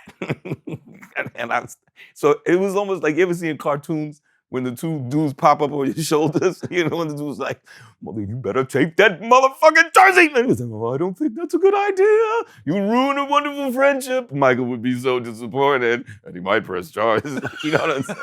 Steal that shit, man. We can fucking hock it. You can wear it. Nobody's got one. You know, blah, blah, blah. And finally, I was just like, nah, man, I can't do it, man. So I just walked away and shit like that, you know?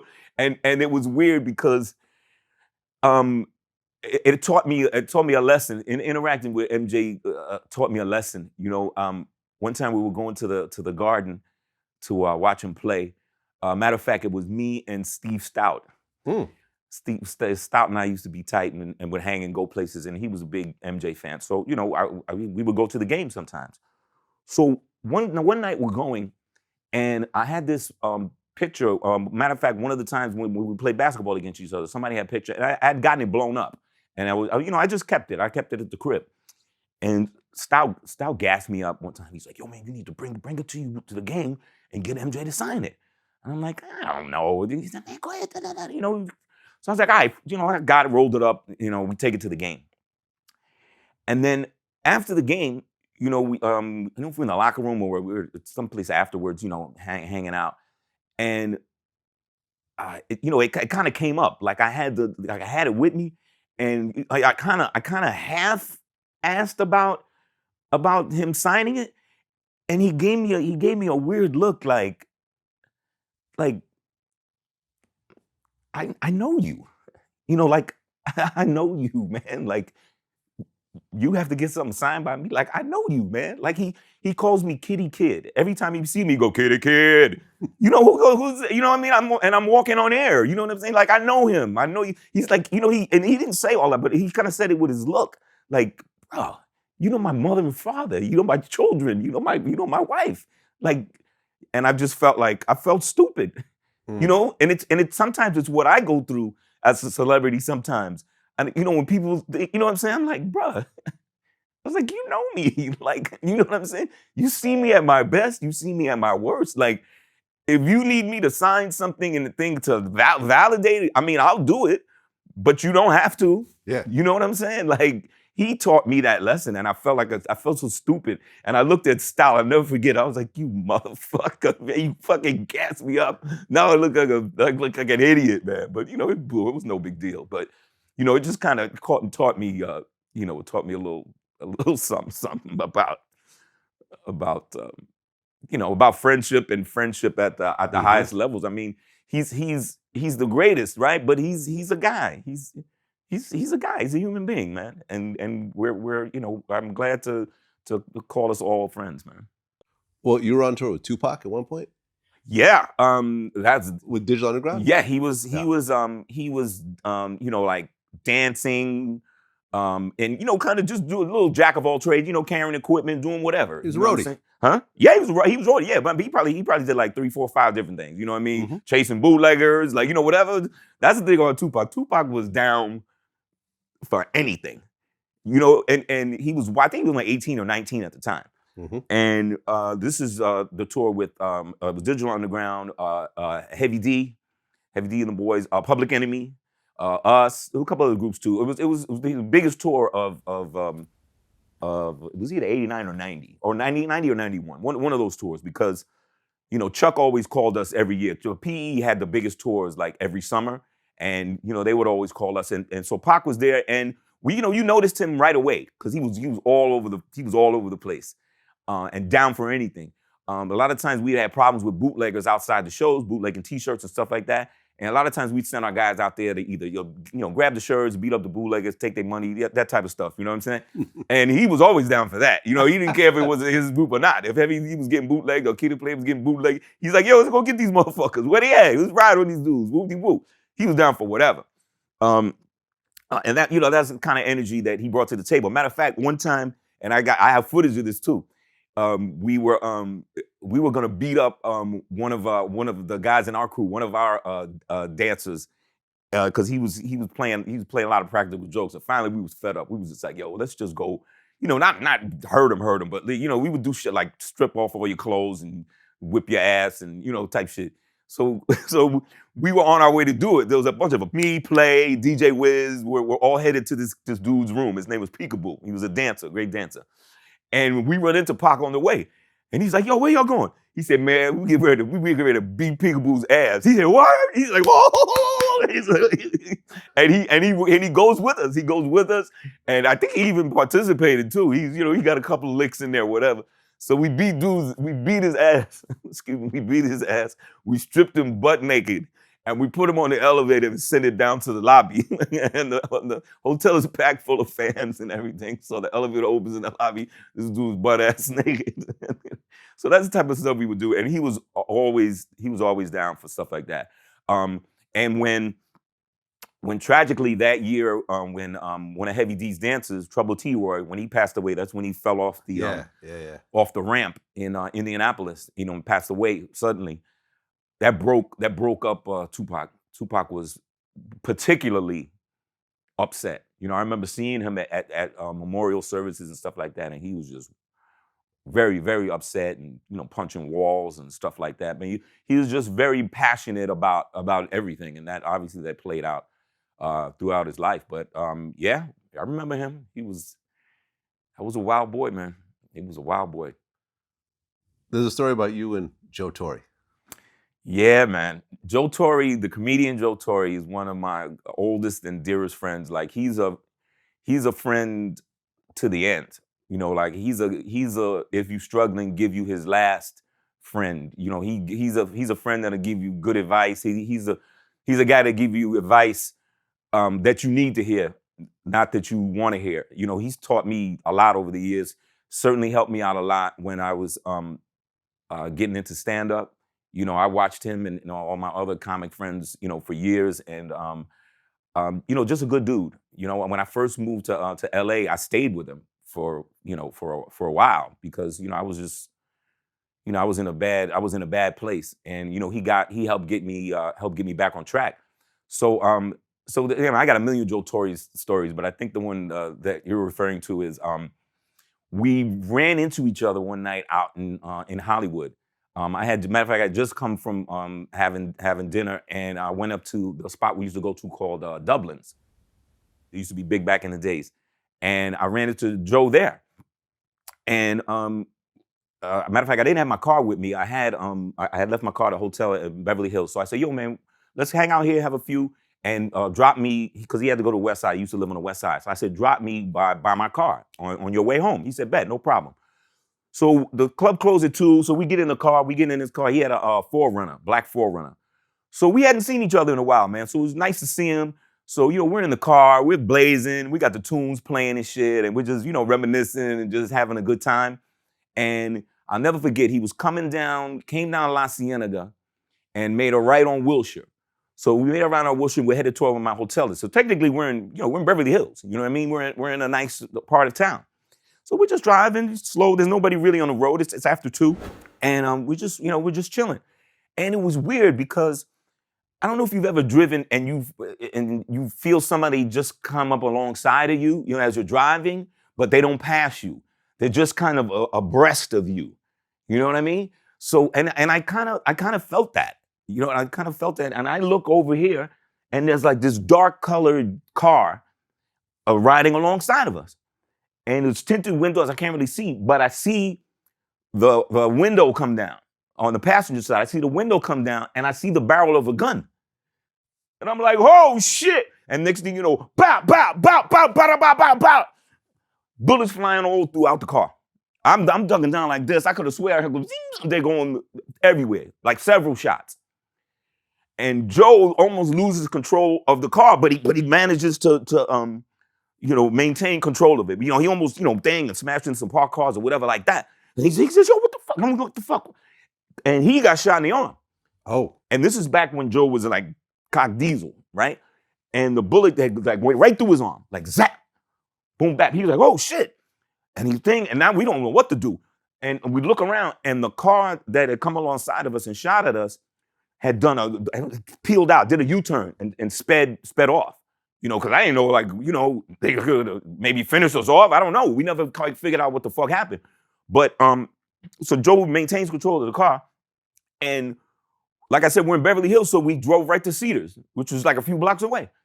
We drove to Cedars, we get out, and sure enough, we go outside, look at the car. There's bullet holes all over the fucking place. It's amazing he only got shot once, or that I didn't get shot. So we're there, and finally the detectives come to speak to us. And I'll tell you, it's crazy. It's Beverly Hills, so there wasn't no detectives on call. They had to wake some detectives up. That's how little murders there are in that part of town. You know what I mean? So these two detectives come down here, and after a bit of conversation with them, the vibe we got from them was like real fucking funky, man. They was like, well, what are you guys doing? I was like, yo, motherfucker, what are you talking about? Like, and it wasn't like a do you know who we are? It was just like, yo, we don't do that. We're entertainers. We're musicians, we're actors, we're comedians. You know what I'm saying? Like, I don't know what the fuck, like we did something, like we brought it on ourselves, or we got beef with somebody, we fuck with somebody. We like, nah, dudes, man, what? After a while, you stop talking to them. It's like, what, fuck y'all. You know what I mean? You fucking making us mad. We got shot at, he got shot. Fuck is wrong with you? So did Joe ever tell you if that was about something that he knew about? We don't know to this day. Completely random. We don't know to this day. I mean, and we were kind of running it through our head. We were kind of surmising, what was it? It was gang initiation shit? Did they mistake his car for somebody else? Did they just tell, because was he messing with someone's girl, like something? No, nothing like that. Owed someone nothing money? Nothing like that. Where he had been previously that night and where I had been, he didn't get into no beef because we asked each other. I said, yo, what? I said, what was that about? I said, he said, I don't know. He said, fuck if I know. He said, I ain't no beef with nobody like that. And it lent more credence to it that maybe it was like either a mistake or some gang shit, because they could have finished us off. You know what I mean? Why did they stop shooting? You know what I'm saying? We didn't crash. We could have, who knows? They could have, like your man Mo 3. Them dudes wasn't gonna stop until he's dead. So that was a mystery. But nothing like that has happened since, thank God. But that was a scary night. And at the time, like I said, Joe was real diesel back then. So, that bullet never had a chance, to be honest with you. When that bullet hit all the creatine and steroids in his arm, it just went away. It just went. I think his arm healed itself. Like Wolverine. Yeah, he's fucking Wolverine, man. So you and Bill Maher are close? Yeah, that's another old friend of mine. Okay. Yeah. I guess there's some crazy party stories? You know what? Bill used to throw really great parties at his house. They were like, he's got like a, kind of an estate thing happening. He had a home in the hills and then bought the house next door. Yeah, I heard about when that. it came up, which was the old, it was the old Tom Green, what's her name's house first. She got a talk show now. What's the name? Barrymore. Drew Barrymore. Remember when they used to go together? Yeah. It was their house first. Then it was Ben Affleck and J-Lo lived there for a while.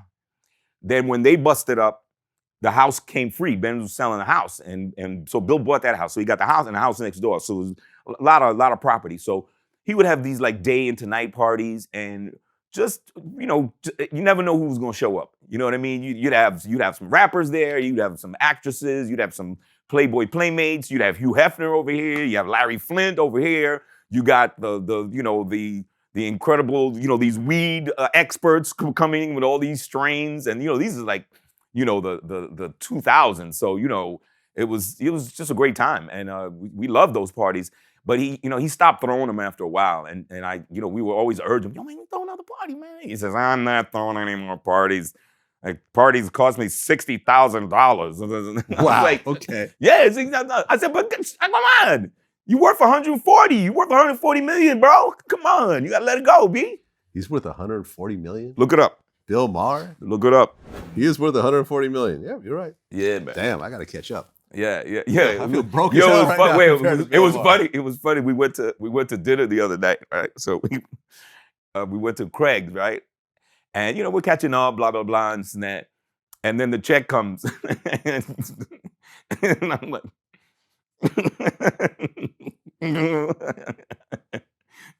Mr. 140. Chip away that 140 million. You know what I'm saying? On this bill. You know what I'm saying? I would say I'd probably buy dinner, because we used to go out drinking back in the days, but he don't really drink anymore. I end up buying dinner like, I don't know, 1 out of 10 times. 1 out of every 10 times. You know what I'm saying? And if it's a bunch of us, like if he invites a bunch of us, like some of our writer friends or whatever like that, and it's like 5, 6, 7 of us, then, he gotta pay that. He gotta pay that shit. Well, there's a story about you getting high with Gary Payton. Yeah. It's kind of weird, and I when I launched my Kid and Blaze stuff, it's one of those things I like to talk about. It's kind of weird, like over the years, like who I've gotten high with. You know what I mean? It's sometimes they're cool, sometimes it's kind of wacky. But with GP, who's another old friend, I was visiting Seattle. I was doing stuff for Feli at the time, and I was in town for a few days. And we went to the game, and me and GP hooked up, and he was like, "Yo, man, come to the crib." He took me all over the city. He was the king of Seattle. He was the man, and he took me around. And I know we stayed on a Monday, and we went to a club Monday night. This kind of white club or whatever, where he knew the owner and everything. So we're down in the manager's office, and we're chilling. And Dave Grohl is there too, from Foo Fighters, and Nirvana. And Nirvana, of course. Right. I didn't even think Foo Fighters had even blown yet, to be honest. I think it was still, like post-Nirvana, but pre-Foo Fighters kind of deal. But, he's still a big deal. I knew who he was. And, we ended up down there, and it kind of became a circles. And guys, just started passing the weed around, shit like that. And, so it was weird. It was just like, GP hit it. I got it from GP. I hit it. And I handed it to Dave Grohl. I'm thinking, it's pretty fucking cool, man. You know what I'm saying? On a rainy Monday night in Seattle. It's kind of cool, man. And, my affiliation with Bill kind of lent itself to that too. Like, there's no telling who you get high with. Maybe we used to get high with Alan Thicke. I used to get the joint from Alan Thicke, hit it and pass it to Coolio. This is the kind of parties we were going to. He was like, oh yeah, you can't fucking believe it. You know what I'm saying? So yeah, those stories were cool, and Gary's still a great friend to this day, man. And he's that shit was crazy, man. I mean, and also it was weird because I was just like, well, how can he? I was like, y'all can smoke? Like I thought they did. He's like, man. You know what I mean? Like when you the best player on your team, you know what I'm saying? They tell you when those tests is coming. You know what I'm saying? Right. Like, them rookies of them, you know what I'm saying? The end of the bench dudes got to worry about that. Oh, yeah, no. I remember when I interviewed Jalen Rose, he said that by far, Gary Payton was the most aggressive trash talker he had ever been on the court with, and he'll fight you. I understand why he had that level of toughness. But also, a lot of the things that he said would be usually things that you only heard in the alley or in street ball. What was like the worst thing? What was the worst thing Gary Payton said to you in a game? Well, the crazy thing is we got along. And so we were playing against them in Europe. I had just got to Indy. This was like 1996. I got traded there in the offseason. And just so happened we were on a European tour and played against Seattle 2 straight games. And all I know is this. This dude out there cussing at me like he ain't never seen me before in life. Like, I was just with him. I was just with him, Vlad, like 10 hours ago, having drinks. This dude like, you mother... I'm like, okay. Oh, no question. That's Oakland, man. That's Oaktown, bro. Yes. He didn't play. Yeah, that's right. He didn't play.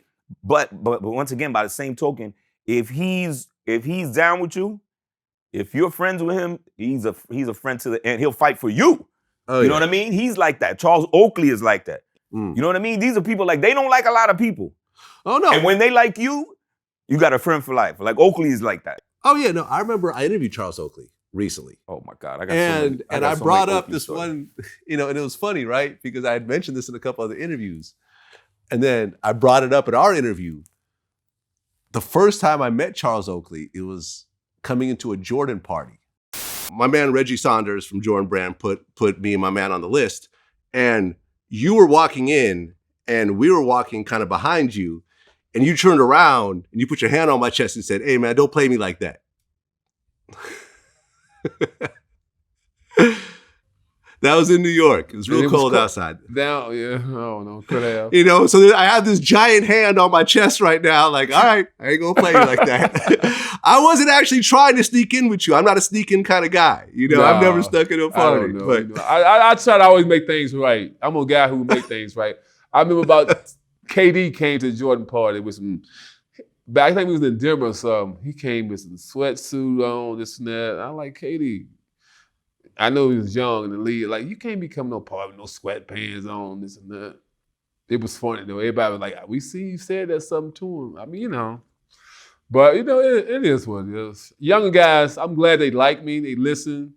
But it's just, NBA is, you know, it's a different league now. Well, basically the way John Sally explained it to me was,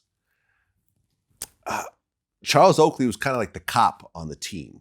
He would sort of protect everyone and push other people around and make sure that order was kept. And I guess at that Jordan party, he was taking on that role. He was thinking, I'm trying to sneak in this party, and he's stopping me from sneaking into the party. Yeah. That's why he put that hand on me. Yeah, and he doesn't like white people, by the way. I could have saved you. And I love John Sally. I got high with John Sally too. John Sally, it wouldn't take that long for me to explain it to you. Okay, that's it. Remember when Kanye said George Bush doesn't like black people. Charles Oakley doesn't like white people. Facts. Oh, man. Oak is something else. I'll tell you a funny story about Oak. So back when I was still living in New York, you know, Oak would always set it out for us at the games. You know what I'm saying? He would, you know, he'd call me in the afternoon. He'd say, yo, you come down to the game, man. Woo, woo. And at the time I was living in Jersey. So I said, all right, I'm coming to the city. He said, y'all leave the tickets, you know, boom, boom, boom. So I drive all the way into the city. Naturally, the tickets ain't there. I'm like, motherfucker, I drove all the way in from the city. Tickets ain't there, and the game about to start. So it ain't like I can't get at them in any kind of way, right? So I remember later on, you know, I had to speak to him on the phone, something like that. I said, yo, motherfucker, what happened? Where are the tickets? He's like, oh, man, I said, man, I drove all the way, you know, whatever. So he said, all right, man, my bad. So, you know, maybe a couple weeks later, he calls me again. He said, yo, man, you want to come down to the game? I said, you gonna lease some tickets? Yeah, I'm gonna lease some tickets. I said, are you gonna lease some tickets? He said, yeah, nigga, I'm gonna lease the tickets, man. I said, all right, man, you don't want to jerk me last time, man. So I went to the game, the tickets was there and all this and that. So we would, you know, go to a lot of the games, all the playoff games. So this is back when the Knicks were going to the finals. I want to say 95. They had just beaten the Indiana Pacers. We were at that game 7 where Patrick had like the game-winning shot and all this and that. So we're all going out to dinner afterwards. The Knicks, the wives, you know what I mean? And, you know, some of us, you know, I was there, a couple other celebrities were there. Beautiful restaurant, I forgot, one of New York's finest, you know, they set it out for us, a section and everything like that. And so we're eating this fine food, Italian food, and it's a beautiful day. Everyone's happy. The Knicks are finally going to the finals. You know, we're feeling like we're going to win and shit. And so then the drinks come out. Back then, we were drinking Jack Daniels. And Oak was always the leader of whatever the drinking situation was, all right? And the 3 drinkingest people that I've ever dealt with in my life were Charles Oakley, Derek Coleman, and Jayson Williams. No one can drink, especially in those days. No one can drink like, and these guys are like, you know, these guys are mountains. And then the little me, you know what I'm saying? Trying to compete with these guys, right? So we're there at this restaurant, and Oak starts passing around the shots. And these ain't like shots in shot glasses. This is a glass, you know what I mean? This is like this much of Jack. You know what I mean? This, like it's in a glass. And so we start doing the shots, and you know, 2 shots, 3 shots.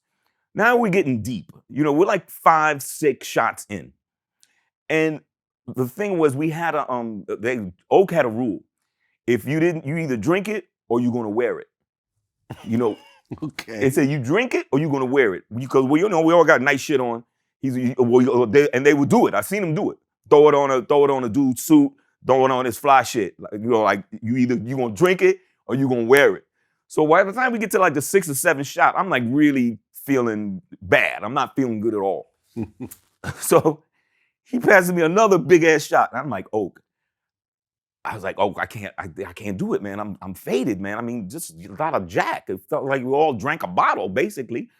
And he's like, yo, you either drink it or you gonna wear it. I'm like, oh, So I do this last shot, and you ever do that shot that you know that you're in the danger zone now? Like, you know what I mean? Like, it's DEFCON 4.